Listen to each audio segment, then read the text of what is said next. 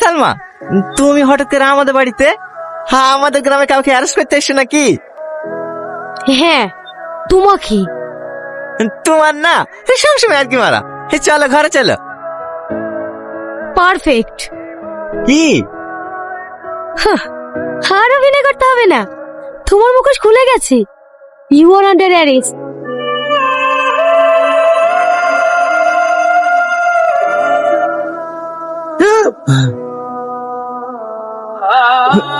অভিনয় অভিনয় করিস আমার সামনে?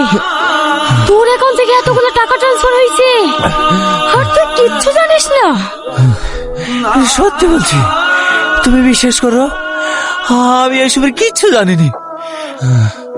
বিশ্বাস? আর তোকে? তোর এই ভোলা ভালা চেহারা দেখে আমিও ধোকা খেয়ে গেছিলাম। আমার একবারও মনে হয়নি তোর এই ভোলা ভালা চেহারার পিছনে